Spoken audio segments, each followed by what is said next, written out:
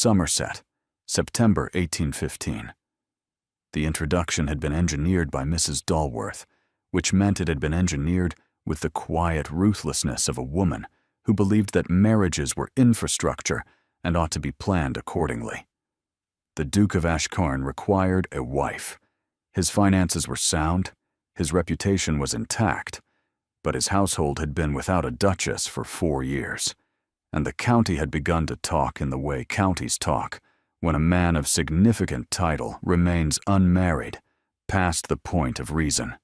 The Renly family had a daughter, educated beyond what was strictly fashionable, possessed of a moderate fortune and an immoderate mind, and currently unattached for reasons Mrs. Dalworth attributed to the general failure of the men in 3 counties to recognize quality when it was presented to them. She had written to both families in August.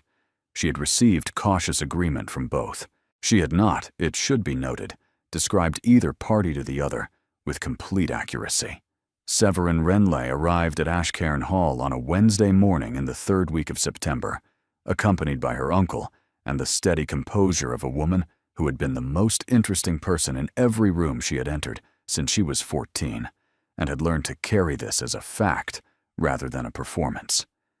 She wore a dress of deep amber, well made, the kind of thing that communicated taste without announcing effort, though the effort had been considerable, and she saw no purpose in pretending otherwise. She had her uncle's pragmatism in her thinking and her late mother's precision in her posture, and she sat in the morning room of Ashcairn Hall, with a cup of tea she had not been offered, but had requested, and waited for the Duke of Ashcairn to appear. He appeared at 10:30. He was younger than she had prepared for, and more contained than she had been led to expect, which was the first surprise. The second surprise was the stillness. Not calm precisely, but the quality of a man who had constructed a version of himself for public use, and had been inhabiting it so long he had nearly forgotten it was a construction. He moved through the doorway with the economy of someone who owned every room he entered, and had stopped noticing that he did. "Miss Renly," he said. "Your Grace," she said. Her uncle and Mrs. Dalworth had arranged themselves near the window with the practiced transparency of 2 people who believed their presence was merely decorative. The Duke glanced at this arrangement, then at her, and said with the directness of a man who found social preamble wasteful, "I prefer plain conversation to performance. Shall we speak alone?" They were shown to his study. It was a good study. She noted this with the automatic attention she brought to rooms and to books, and to the particular way a person organized their private space, because private spaces told truths that public ones were designed to conceal. The shelves held books in 4 languages that she could see from where she sat: English, French, Latin, and what appeared to be German, though the spines were turned, and she could not confirm it without standing, which she was not going to do. The books had been read. Several had paper markers between pages. He was not a man who collected volumes for the look of them, which was, she thought, worth noting. She sat. He sat across from her. He regarded her with the focused, unhurried attention of a man conducting an evaluation, which was, she understood with perfect clarity, precisely what this was. "I will be direct," he said. "I would prefer it," she said. "I am in need of a wife," he said. "My requirements are specific. I need a woman of respectable family, who is capable of managing a household of considerable size and representing the Ashcairn name in society. I need a woman who understands the obligations of the position and who will conduct herself with the discretion and the dignity the title demands." He paused. His gaze did not waver. "I have no interest in a wife who imagines the role to be something other than what it is. The Duchess of Ashcairn is a position of responsibility, not a stage for personal ambition or intellectual display." The word display did the work he had designed it to do. In another conversation, it might have been neutral. In this one, delivered with his particular pause and his particular gaze, it meant he had been told something about her, and had already decided what it signified. Severin looked at him across the study. She looked at the set of his jaw, and the careful architecture of his stillness, and the way he had chosen, and then reconsidered his phrasing, and she understood, with the precision she brought to all languages, including the unspoken ones, that the weight in his sentence was not about her at all. "You have been disappointed before," she said. Something shifted behind his expression, a door closing. "That is not the subject of this conversation." "It is entirely the subject of this conversation," she said, "though I understand why you would prefer it were not." The silence that followed had texture. She could feel him recalculating, adjusting the assessment he had walked in with, not revising it, not yet, but acknowledging for the first time that the person across from him was not going to fit inside it without alteration. "Mrs. Dalworth mentioned that you have certain accomplishments," he said, and the word accomplishments carried the same freight that display had carried, the dismissal dressed as politeness. "Languages, I believe she said." "7, Severin said. He looked at her. "I speak 7 languages, Your Grace," she said. "English, French, Italian, German, Portuguese, Latin, and Greek. I read in all 7. I correspond in 5. I have translated diplomatic correspondence from my uncle's trade offices in Lisbon and Hamburg since I was 17, and I have negotiated contracts in 4 of those languages on his behalf since I was 19. She held his gaze. "These are not accomplishments. They are competencies. The distinction matters, and I am surprised that a man with German philosophy on his shelves does not observe it." The Duke of Ashcairn looked at her. He looked at her for a long moment, in which neither of them moved, and the study was very quiet, and the September light came through the tall windows and fell across the desk between them. He said nothing. She had expected argument. She had expected the polished dismissal of a man defending a position he had prepared in advance. She had not expected silence, and the silence told her something the argument would not have. It told her that he had heard her, and that hearing her had cost him something, and that the cost was not something he was willing to let her see. She waited. He did not speak. "Thank you for your candor, Your Grace," she said. She rose. He looked up. The silence broke against her, standing the way water breaks against a stone, and for one unguarded moment, she saw surprise in his face. Genuine surprise, the kind that belongs to a man who has conducted many interviews and has never had the other party end one before he was finished. She did not curtsy. She did not incline her head. She spoke to him in French, one sentence, delivered with the unhurried fluency of a woman who had been thinking in that language since she was 11 and did not require preparation to use it as an instrument. "On ne peut pas évaluer ce que l'on refuse de voir." One cannot assess what one refuses to see. She held the French in the air between them for exactly long enough, and then she turned and left the study and collected her uncle from the morning room with the efficient calm of a woman whose business was concluded, and was in the carriage before Mrs. Dalworth had fully registered that the interview had ended 20 minutes ahead of schedule.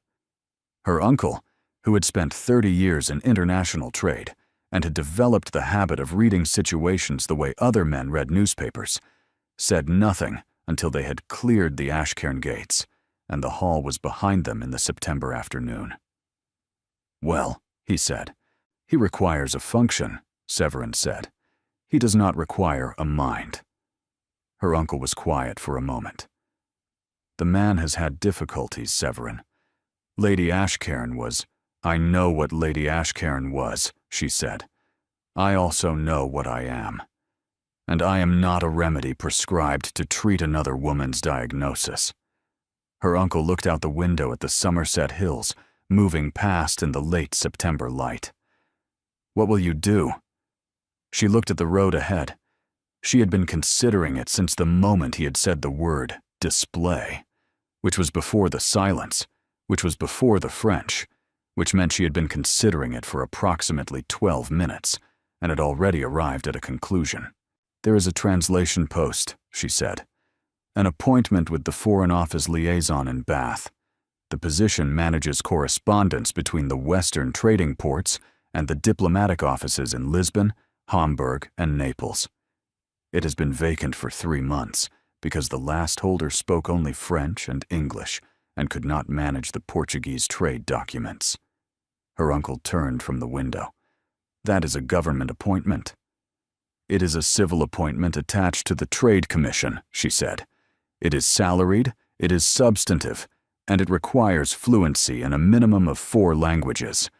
The offices are located on Harford Street in Bath, which is 20 minutes by carriage from Ashcairn Hall." Her uncle looked at her with the expression of a man who had been paying close attention to this particular person since she was 12, and who recognized the precise quality of her voice when a decision had been made and was no longer available for discussion. 20 minutes, he said. "The location is convenient," she said. "Severin." "It is an excellent professional opportunity, Uncle. The proximity is incidental." He looked at her. She looked at the road. Neither of them believed the proximity was incidental, and neither of them said so. And the carriage continued through the Somerset countryside in the September light, and Severin thought about a study with books in 4 languages, and a man who had handed her a dismissal wrapped in the language of requirements, and had then gone silent when she unwrapped it. She almost believed the appointment was entirely about the work. The translation post was secured in October, which was faster than most government appointments in Somerset, because Severin Renly had her uncle's connections and her own credentials, and the determination of a woman who had decided something and considered delay and inefficiency. The Foreign Office liaison, a man named Harkness, who had been managing the Western trade correspondence with 2 translators and his own limited French for the better part of a year, received her application on a Tuesday and offered her the position by Thursday, having tested her in 4 languages during the interview, and found himself, for the first time in 11 months, in possession of a staff member who could actually read the documents arriving from Lisbon without requiring a secondary translation from the Portuguese consul, who charged by the page and was slow about it. The Duke of Ashcairn was informed of the appointment by Mrs. Dalworth, who mentioned it during a Sunday call at Ashcairn Hall in the manner of a woman delivering intelligence while presenting it as gossip. "Miss Renly," the Duke said. He set down his correspondence. "She has taken the translation post at the Trade Commission in Bath," Mrs. Dalworth said. "The Foreign Office appointment. Languages, of course. She is apparently quite indispensable already. Mr. Harkness has not had a properly translated Portuguese shipping manifest in over a year, and Miss Renly produced 4 in her first week." The Duke looked at the window that faced east, toward Bath, toward the Trade Commission offices on Harford Street, that were, as he was aware, without having calculated it, approximately 20 minutes by carriage from where he was sitting. "The Trade Commission," he said. "Yes, Your Grace. The Correspondence Office. She manages the translation work for the Lisbon and Hamburg dispatches. And Naples, I believe, though I may have the Italian arrangements confused." The Duke was quiet for a moment. "She speaks Italian as well. 7 languages, I am told," Mrs. Dalworth said, with the carefully calibrated tone of a woman who was repeating information the Duke already possessed and wanted him to know she knew he possessed it. "Though I confess I cannot name them all. English, French, Italian, German, Portuguese, Latin, and Greek," the Duke said, and then stopped, because he had listed them from memory, and the listing revealed more than he had intended. Mrs. Dalworth looked at him. She said nothing. She did not need to. The Duke returned to his correspondence, and Mrs. Dalworth accepted a second cup of tea, and neither of them mentioned Miss Renly again that afternoon. But the Duke's pen did not move for some time after the conversation ended, and the letter he had been writing remained unfinished until the following morning. Severin began work at the Trade Commission on the first Monday of November, which was not the fashionable time to take up a professional appointment in Bath. November being the month when society retreated to country estates and closed its doors against the cold and the diminishing social calendar. But Severin had not come to Bath for society. She had come for the work, which was considerable and absorbing, and exactly the kind of thing she was built for. The commission offices on Harford Street occupied the second floor of a stone building overlooking the river, and the correspondence room where she worked had tall windows that let in the gray November light, and a desk that was, within a week, entirely covered in documents. Portuguese trade manifests from Lisbon, German shipping contracts from Hamburg, Italian diplomatic notes from Naples that required not merely translation, but interpretation, because the Neapolitan attaché wrote in a dialect that was 3 parts formal Italian and 1 part deliberate obfuscation, and Severin found this privately entertaining and professionally useful.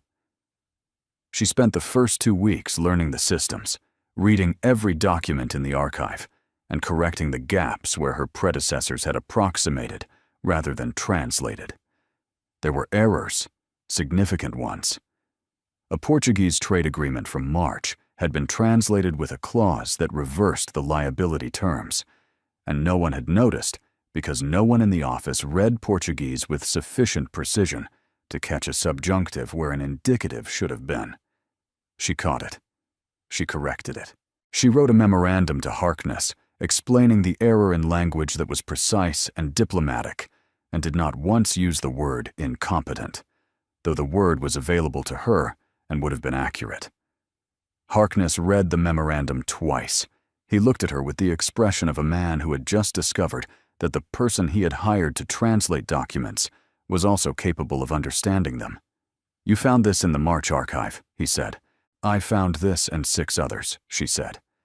"I have prepared corrections for all of them. 3 require letters to the Lisbon office. 2 require amendments to the Hamburg contracts. 1 requires a conversation with the Neapolitan attaché that I would prefer to conduct myself, as the error involves a diplomatic nuance that will need to be addressed in Italian and then confirmed in English, and I do not trust the confirmation to survive a third-party translation." Harkness looked at the stack of corrected translations on the corner of her desk that had not been there when he left the office the previous evening. "You did this overnight," he said. "I did this over 2 evenings," she said. "I do not work past 10. Harkness set the memorandum on her desk and left with the slightly dazed expression of a man who had requested a translator and received a department. It was on the 3rd week of November that the Duke of Ashcairn's correspondence arrived at the Trade Commission, not addressed to her. Addressed to Harkness, regarding a shipping matter connected to the Ashcairn estate's timber exports, which were routed through the Bristol Channel and required documentation in English and Portuguese for the Lisbon receiving office. The matter was routine. The correspondence was formal. The fact that the Duke of Ashcairn had previously handled his timber documentation through his own estate solicitor and had never once directed a query to the Trade Commission was a detail that Severin noted and set aside and did not examine too closely. Harkness brought the correspondence to her because it involved Portuguese translation, which was her area, and because Harkness had developed in 3 weeks the habit of bringing everything to her, because she was, in his emerging understanding, the person in the office who made things work.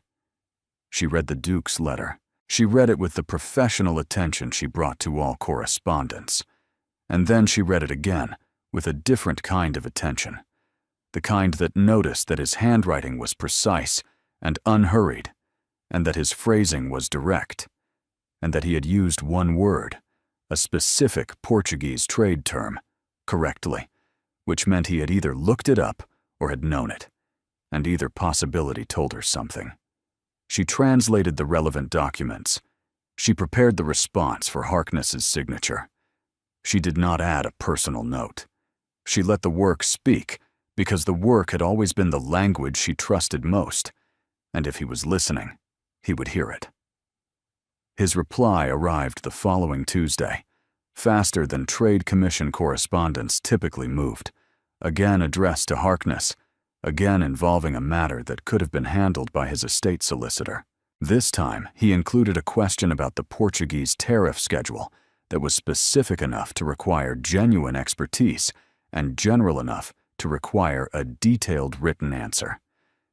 Severin prepared the answer. It was thorough and precise, and 3 pages longer than strictly necessary, because the question opened onto a broader issue of tariff classification that she thought he should understand if he was going to continue exporting timber through the Lisbon route, and she was not going to provide a partial answer to a question that deserved a complete one. Harkness signed the response. He did not ask why the Duke of Ashcairn's routine timber query had received a more comprehensive answer than any other correspondence that month. He had learned in 4 weeks that questioning Severin's professional judgments was both unnecessary and unwise. The Duke's 3rd letter arrived the following week. This one was addressed to Harkness, but the final line read, "Please extend my regards to your Portuguese translator, whose work on the tariff memorandum was exceptional." Severin read this line. She read it once. She set the letter on her desk and looked at the November rain on the Harford Street windows and thought about a man who had told her that the Duchess of Ashcairn was not a stage for intellectual display, and who was now sending compliments through official channels to the woman whose intellect he had dismissed, using the bureaucratic equivalent of a note passed in church. She did not smile. She did not allow herself the satisfaction, not yet. Not while the rain was watching, and the office was full, and the work was waiting. She picked up the next document, a shipping manifest from Hamburg, and translated it with the same precision she brought to everything. And the November afternoon continued, and she thought about the word exceptional and what it meant when a duke used it about a woman he had declined to see clearly. And she found the word interesting, and the thinking useful, and the work, as always, sufficient. The 4th letter did not come through the post. It came in person. He arrived at the Trade Commission on the last Monday of November, unannounced, on a matter he described to Harkness as urgent, involving a discrepancy in the Lisbon timber contracts. Harkness showed him to the correspondence room, which was Severin's room, which was where she was sitting when the door opened, and the Duke of Ashcairn walked through it. She looked up from a Neapolitan trade dispatch she had been annotating in the margins, in 3 languages simultaneously. "Your Grace," she said. "Miss Renley," he said. He looked at her desk. He looked at the documents covering it, the neat stacks of translated correspondence, the tariff memorandum she had written for him, still open as a reference, which told him the work had been thorough enough to become a standard. He looked at the annotations in her margins.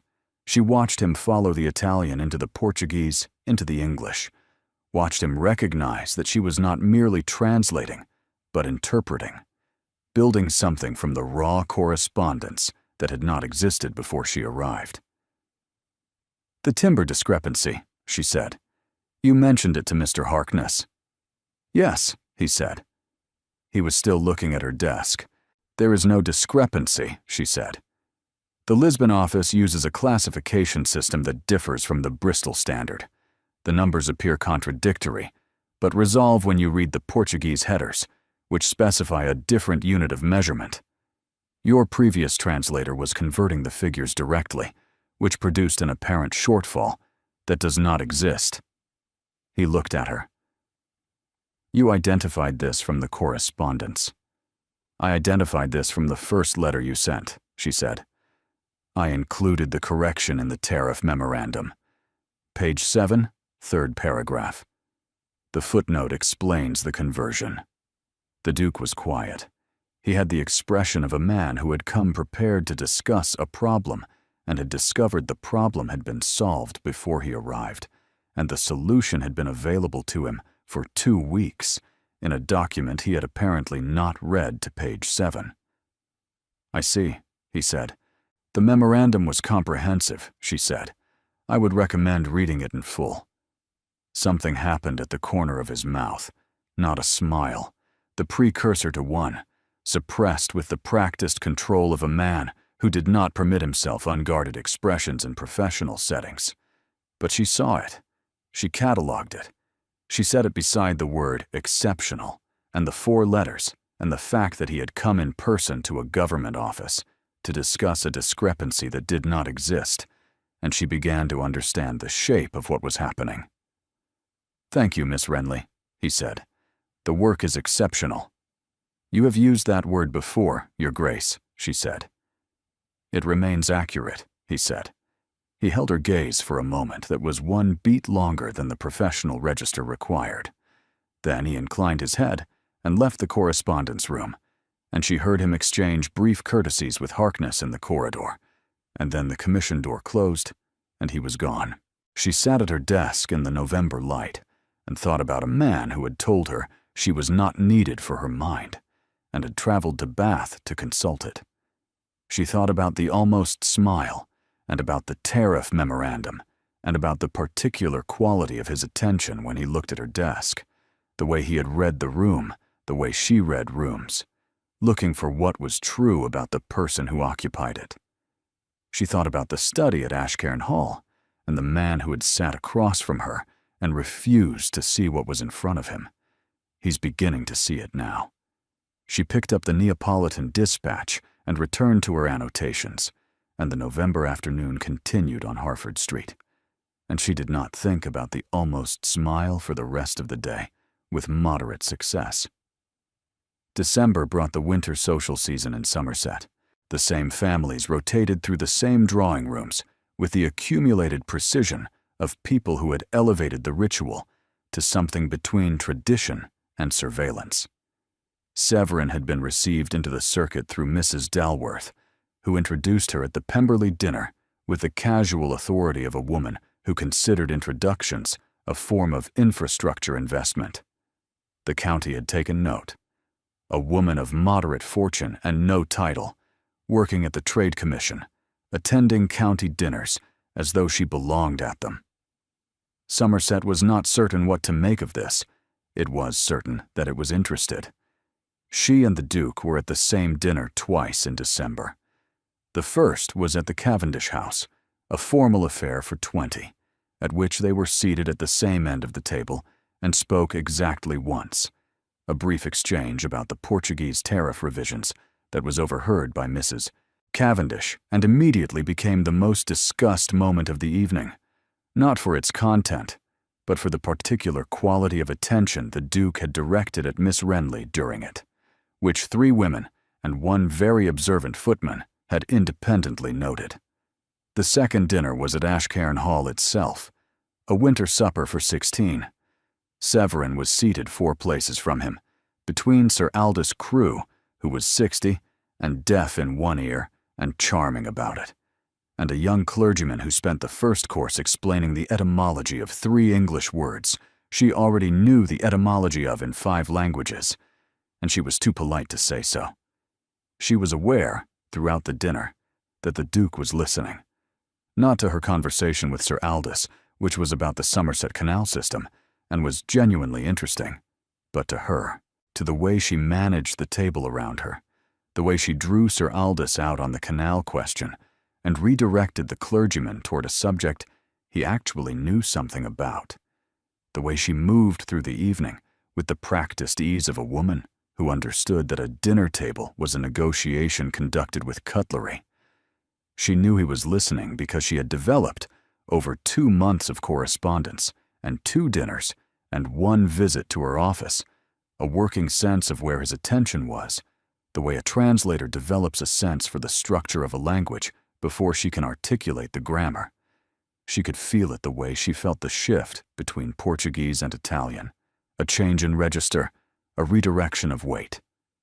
At the end of the Ashcairn dinner, in the entrance hall, While carriages were called and coats were retrieved, Mrs. Dalworth appeared beside her with the quiet inevitability of a woman who had been waiting for precisely this moment.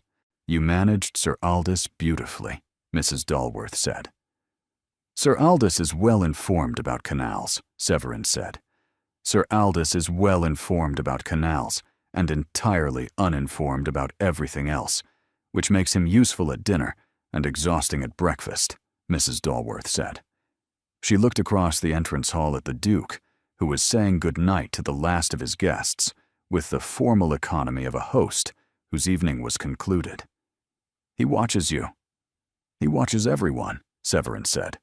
"It is the habit of a man who manages a room." "He manages rooms," Mrs. Dalworth said. "He watches you. The distinction matters." She paused. "I believe you once said something similar to him about the distinction between accomplishments and competencies." Severin looked at her gloves. "I am aware of the history," she said carefully. "Lady Ashcairn." "The history," Mrs. Dalworth said, "is a failure that he has been wearing as armor. Armor can be removed." She paused. "With the right instrument." "Mrs. Dalworth," Severin said, with the composed directness that was her natural register, "I took the translation post as a professional appointment." "Of course you did," Mrs. Dalworth said, with the serenity of a woman who had heard variations of this statement from two different people in the same month and had formed her own conclusions about both. "Good evening, Miss Renly." January brought the coldest weather Somerset had seen in 3 years, and with it, a crisis. The Lisbon Trade Office had sent an urgent dispatch, written in Portuguese with annotations in Italian, regarding a tariff dispute between British trading interests and the Portuguese Customs Authority. A shipment of Somerset wool had been held at the Lisbon docks for 6 weeks over a classification disagreement, and the documentation had been escalating in hostility for a month, and no one in the Western Trade Commission had been able to resolve it, because no one could read the Portuguese legal citations the Customs Authority was using to justify the hold. No one except Severin. Harkness brought her the dispatch on a Tuesday morning with the expression of a man delivering a problem he had been losing sleep over. She read it in 11 minutes. She identified the legal issue in 14. The Portuguese Customs Authority was citing a tariff code from 1812 that had been superseded by a bilateral amendment in 1814, and the amendment had never been translated into English because the previous translator had not read Portuguese legal documents, and the Lisbon office had not thought to flag the discrepancy because the Lisbon office assumed that London knew what its own trade agreements contained, which was, Severin thought, an optimistic assumption about any government. She drafted a response in Portuguese. She drafted a companion letter in English for Harkness. She drafted a third document, a memorandum to the Foreign Office liaison in London, explaining the broader implications of the tariff misclassification and recommending a systematic review of all Portuguese trade codes adopted since 1812. Harkness read all 3 documents. He set them on his desk and looked at her with the expression she had seen on his face before, the one that meant he was recalibrating his understanding of the person he had hired. "This resolves the wool shipment," he said. "This resolves the wool shipment, prevents the next 3 disputes of the same kind, and establishes a precedent for how the Commission handles Portuguese legal citations going forward," she said. "The memorandum to London is optional, but advisable. If they adopt the recommendation, it will save the Western Commission approximately 40 hours of translation work per quarter." Harkness was quiet for a moment. "I will send all 3, he said. The documents went to Lisbon and London on the same post. The wool shipment was released within 2 weeks. The Foreign Office liaison in London wrote back to Harkness with a note that was, by the standards of government correspondence, effusive, and which included the sentence, "The clarity of the Portuguese legal analysis suggests expertise that the Western Commission has not previously demonstrated." Harkness showed her the letter. She read it once. "They are complimenting you," she said. "They are complimenting you," Harkness said. "I am merely the signature." The resolution of the Lisbon dispute traveled through Somerset, the way professional accomplishments travel through a county that pays attention. It reached the Duke through Mrs. Dalworth at a Thursday call, through Sir Aldous at a Friday supper, and through his own steward during the weekly estate review, because the Ashcairn timber exports used the same Lisbon route and the same tariff codes Severin had corrected. The Duke listened to his steward's account of the matter. He asked 2 questions. The first was about the tariff codes. The second was about the memorandum to London. "Miss Renly drafted it," the steward said. The Duke was quiet for a moment. He looked at the estate ledger in front of him. He looked at the timber export figures. He looked at the south window that faced toward Bath, toward the Trade Commission, toward the correspondence room on Harford Street, where a woman he had told was not needed, for her mind had just resolved a diplomatic crisis that 3 government offices had failed to manage. "Have the timber documentation reviewed," he said, "against the corrected tariff codes."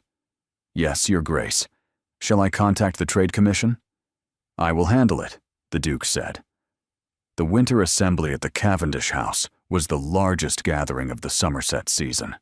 50 people, the full county, the annual event that served as both social occasion and informal census, a way for the county to confirm who it was and who belonged to it, and who was still under consideration. Severin arrived with Mrs. Dalworth, who had developed the practice of collecting her from the Harford Street rooms before these events, without either of them having formally discussed the arrangement, which was Mrs. Dalworth's preferred method of making things permanent, without the inconvenience of agreement. The Duke was there. He was across the room when she entered, in conversation with Sir Aldous, and 2 men she recognized from the Ashcairn dinner, and he looked up when she arrived, and the quality of his attention was the one she had stopped pretending not to notice. The evening unfolded, as these evenings did. The circuits of the room, the overlapping conversations, the careful social choreography of 50 people managing their reputations in a shared space. She talked about the canal system with the Cavendishes. She talked about the Lisbon resolution with Harkness, who had been invited because the Cavendish family had wool interests. She talked about crop rotation with 2 landowners who were surprised that a woman at a trade commission understood agriculture, and she did not explain that she understood it in 4 languages, because the explanation was longer than the conversation warranted. She was in the middle of this circuit when she became aware of Lord Berwick.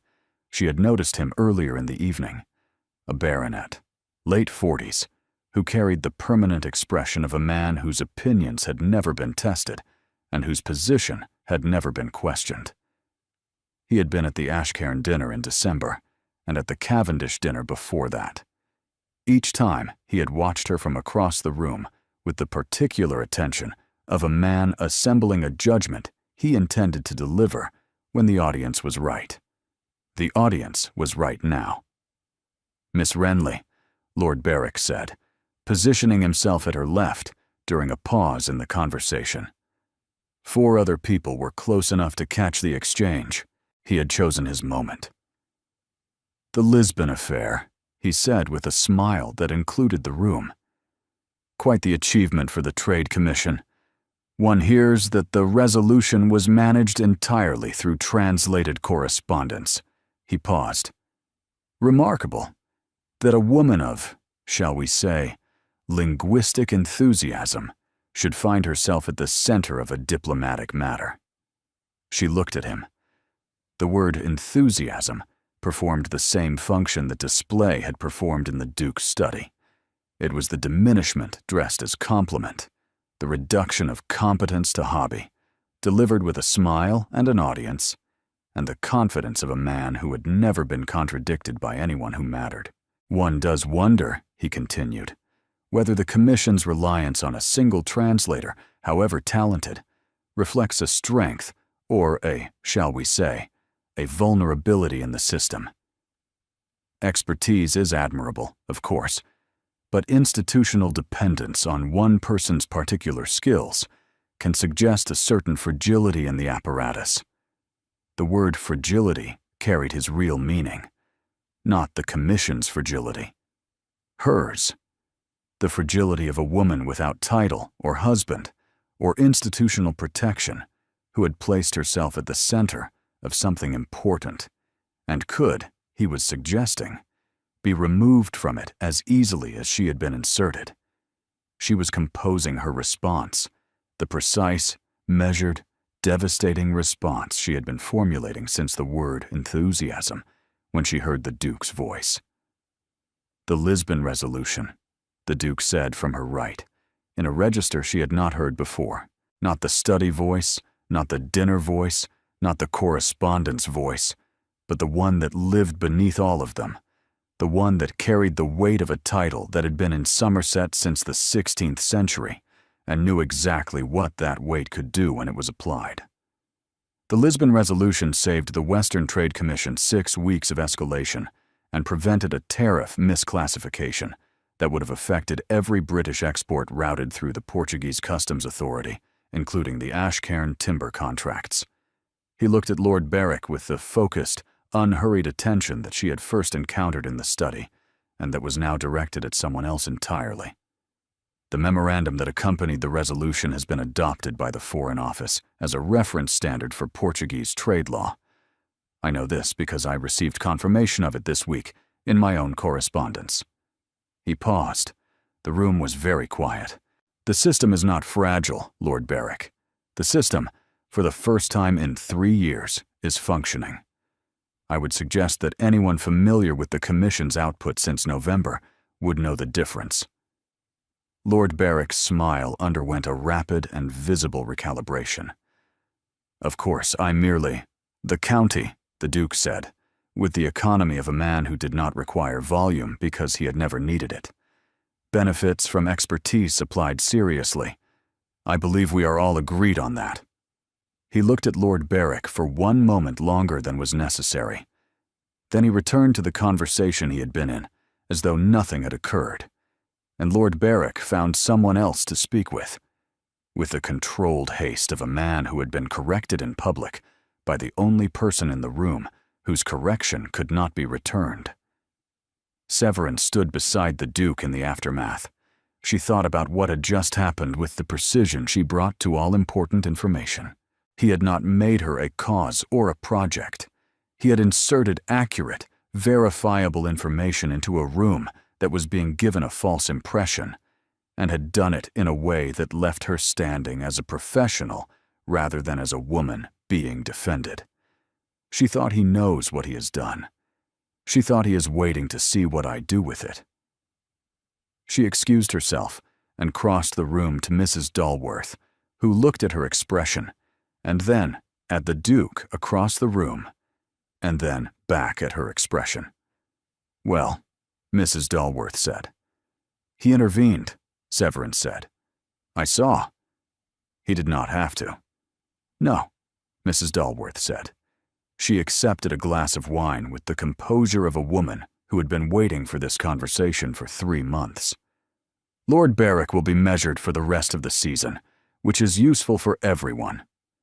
Severin looked across the room at the Duke, who was in conversation, and was not looking at her. He cited the Foreign Office adoption, she said. He made it about the work. He made it about the work, Mrs. Dalworth agreed, so that Berwick had no path forward, so that the room understood the position without requiring a declaration, and so that you were defended without being diminished. She paused. Which requires a very specific understanding of who you are and what matters to you. Severin held her glass. He was wrong about me, she said. In the study. Yes, Mrs. Dalworth said, and he has known it for some time. She looked at the Duke across the room. He is a man who revises slowly but thoroughly. When the revision is complete, it is permanent. Severin thought about the French sentence in the study. On ne peut pas évaluer ce que l'on refuse de voir. One cannot assess what one refuses to see. She thought about the version of herself who had delivered it. and the version of herself standing in this room 3 months later with a wine glass and a diplomatic resolution and a county that was beginning to understand what she was. She looked across the room at the Duke. He looked back. Not the assessing attention. The other one. The one she had stopped pretending not to catalog. She held his gaze for one moment, one beat longer than the social register required, and then turned back to Mrs. Dalworth and said something about the canal bill, and the assembly continued around them, and neither of them said anything further that evening, and it cost them both considerably. He called at the Trade Commission on a Monday morning, 4 days after the assembly, which was soon enough to mean it had been decided before the assembly ended. She was at her desk when Harkness showed him in, working on a German shipping contract that required cross-referencing against 3 separate tariff classifications, and she did not rearrange her papers or her expression because she had stopped arranging herself for his benefit sometime in November and was not going to resume the practice. "Your Grace," she said. "Miss Renly." He looked at the room that was hers in every way that mattered. "I came to discuss the timber documentation." "The timber documentation is complete," she said. "I sent the corrected filings to your steward last week." "I know," he said. "I have read them, including page 7. Something moved between them. Not the precursor to a smile this time, but the acknowledgement that page 7 had become a reference point, a private language built from a professional exchange, and both of them understood what it meant. "I owe you an explanation," he said. She waited. "In the study," he said. "In September. What I said to you about display and about the role of a duchess was not." He paused. He was looking at the window rather than at her, which was the only sign that this was costing him something. "It was not about you. It was about Lady Ashcairn." "I know," she said. He looked at her. "I understood in the study," she said. "That is why I left in French. Not because you dismissed me, though you did, but because I understood that you were not evaluating me at all. You were defending yourself against a repetition that I had not committed and wasn't going to commit." He was quiet for a long moment. "Your wife," Severin said. "She was intelligent." "She was brilliant," the Duke said, and the word carried 4 years of weight. "She was the most intellectually gifted woman I had ever met, and she used every capacity she had to dismantle everything I built, and most of what I was. She conducted her intelligence the way other people conduct warfare. By the time she left, I had concluded that a woman's mind was something to be survived rather than valued." He looked at the window. "I brought that conclusion into the study in September and presented it to you as a requirement. I called it discretion. I called it dignity. It was neither. It was fear." Severin looked at the man across her desk who had walked into a study with a wound dressed as a policy and had just named the wound without flinching. "I am not Lady Ashcairn," she said. "I know," he said. "I have known it since the tariff memorandum." That is a very specific moment to have identified the distinction. "It was a very specific memorandum," he said. Page 7 made a case for Portuguese tariff reform that was more rigorous than any argument my estate solicitor has produced in 10 years. It was also clear and useful and offered without performance. That was the distinction. Lady Ashcairn's intelligence was a weapon. Yours is a language. She looked at him. She thought about a man who had spent 4 years wearing his failure as armor, and had just taken the armor off in a government office on Harford Street on a Monday morning. And she thought about what it cost to do that, and what it meant that he had chosen to do it here, at her desk, in her room, where the work was. "The French," she said, "in the study. When I left." "On ne peut pas évaluer ce que l'on refuse de voir," he said. She stared at him. "You remembered it," she said. "I translated it that evening," he said. My French is adequate for philosophy, but insufficient for insults delivered at speed. I required a dictionary. You were correct, he said. I was refusing to see. I have since looked.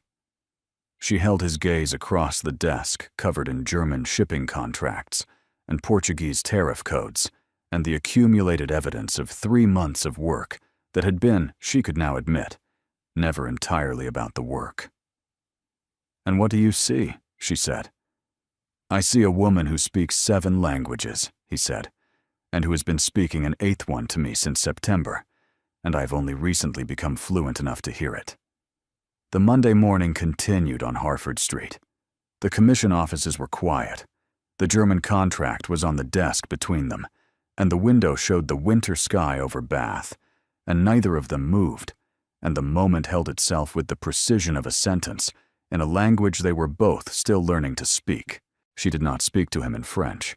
She did not speak to him in any of the 7 languages she had catalogued and deployed and used as instruments and as shields and as the evidence of who she was.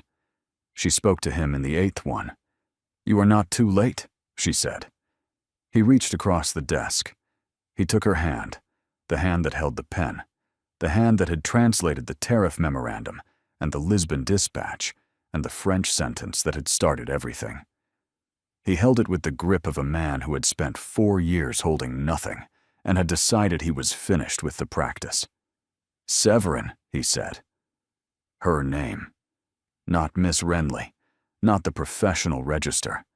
Her name, spoken in his voice for the first time, and it carried all of September and October and November and December and January in it, and none of it was armor anymore. William, she said, because she had learned his name from Mrs. Dalworth and had been carrying it since October without using it, and had decided that this was the morning it was needed. He kissed her. It was not hesitant. It had the directness of a man who had spent 4 months revising a position and had arrived at a conclusion he was prepared to act on. She kissed him back with the same precision she brought to contracts and translations and every true thing she had ever decided, and the office was quiet, and the winter morning continued on Harford Street, and none of it required further translation. When they separated, she kept her hand in his. The timber documentation, she said, is complete, he said. I have been thorough this time. You came to discuss the timber documentation. I came to discuss the timber documentation, he agreed. The timber documentation has been discussed. Has it? The relevant matters have been addressed, he said. I believe we have moved to supplementary items. She looked at him. He looked at her. The corner of his mouth did the thing she had catalogued at the first visit, and was now permitted to acknowledge she had been cataloguing. You are going to be very difficult to manage, he said. I have 7 languages, she said. I am difficult to manage in all of them. I am aware, he said. I have been compiling evidence. Is this a proposal? This is a preliminary finding, he said. Based on extensive correspondence, 1 in-person consultation, 2 dinner observations, 1 public intervention, and a tariff memorandum that I should have read to page 7 considerably sooner than I did. That is a thorough basis for a finding. I am thorough, he said, when the subject warrants it.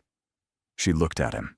She thought about a man who had walked into a study with a policy built from a wound and had spent 4 months having the policy dismantled by tariff codes and diplomatic dispatches, and a woman who knew what her competencies were and had deployed them from a desk on Harford Street. The finding is accepted, she said, pending formal review. The formal review, he said, will require a longer conversation than a Monday morning at the Trade Commission allows. Then you should come to dinner, she said. Thursday. My room's on Harford Street. I will not serve you tea in the drawing room because I do not have a drawing room. I have a desk and a dining table that seats 4. Thursday, he said. 7 o'clock. 7 o'clock, she confirmed. He released her hand. He looked at her for one more moment with the full, undefended attention, the one that had nothing of September in it, and then he inclined his head and left, and the commission door closed behind him, and Severin sat at her desk and looked at the German contract and found that she could not read it, which had never happened before, and was, she concluded, an acceptable temporary condition. The engagement was settled by the end of February, which surprised no one who had been paying attention and several people who had not. He had asked formally on a Thursday evening at her Harford Street rooms over a dinner she had cooked herself because she did not have a cook and did not consider this a deficiency. And she had said yes with the same directness, and they had regarded each other across a table that seated four with the mutual recognition of two people who had arrived at the same conclusion from opposite directions and were pleased to find the conclusions matched. Her uncle received the news with the quiet satisfaction of a man who had watched his niece take a translation post 20 minutes from a duke's estate and had understood precisely what she was doing. The Duke of Ashcairn, he said, the man who had no interest in intellectual display.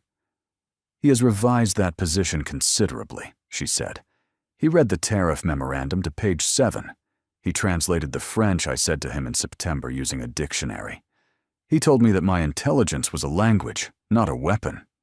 She paused. I find I cannot hold a man's September against him when his January is everything it should be. Her uncle set down his correspondence. Is he good enough for you? She thought about it honestly, the way she thought about everything.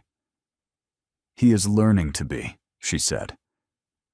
That is the best version of the answer, and the only honest one. Her uncle nodded. He wrote to the Duke that afternoon, a letter that was brief and direct, and contained the details of the Renly accounts, stated without embellishment.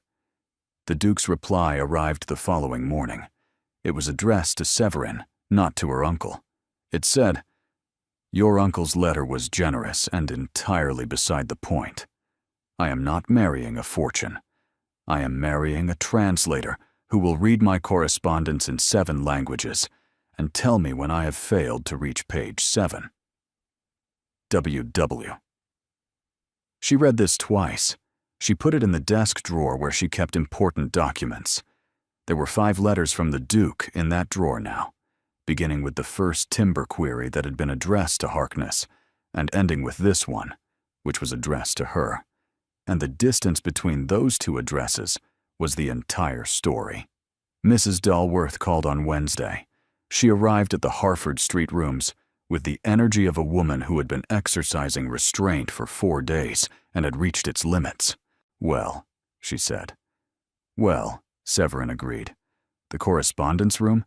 He proposed in the correspondence room? He proposed at this table, Severin said, over roast chicken and a conversation about Portuguese maritime law that became a conversation about other things. He was happy when he called on me yesterday, Mrs. Dalworth said. I have not seen him happy in 4 years. He showed it the way he shows everything, very quietly, and as though it had always been there. But it was new, and I saw it. And I want you to know that I saw it. She looked at Severin steadily. You are good for him. He's good for me, Severin said, which is the thing I did not expect. What did you expect? Severin looked at the window, the Harford Street view, the winter sky over Bath, the road that led to Ashcairn Hall. I expected to prove a point, she said. I expected to take this post and be brilliant at it, and make it impossible for him to maintain the position he had taken in September. I expected to be right. She paused. I did not expect to discover that he was also right about certain things, and that the things he was right about were the things that made him worth the argument. What was he right about? That a woman who speaks 7 languages, Severin said, is a formidable thing. He had entirely the wrong response to it. But the recognition was not wrong. Mrs. Dalworth smiled, not the social smile, the real one. the one that belonged to a woman who had spent 40 years managing Somerset society and occasionally found it genuinely worthwhile. He is going to discover, Mrs. Dalworth said, that he has acquired a duchess who will manage his correspondence better than he does. He has already discovered it, Severin said. He mentioned it twice during the proposal. During the proposal. He described it as a preliminary finding based on extensive evidence. I described the finding as accepted pending formal review. We then discussed the terms. Mrs. Dalworth set down her cup. He proposed to you using the language of Trade Commission correspondence. He proposed to me, Severin said, in the 8th language, the one we built together. It was the most fluent thing he has ever said to me.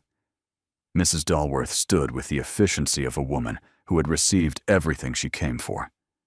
The engagement dinner, she said. I will host it. The first week of March. The Cavendishes, the cruise, the county. A full occasion. She paused at the door. Lord Berwick will be invited. Severin looked at her. Because, Mrs. Dalworth said, it is better to have him at the table where he must be gracious than outside it where he will not.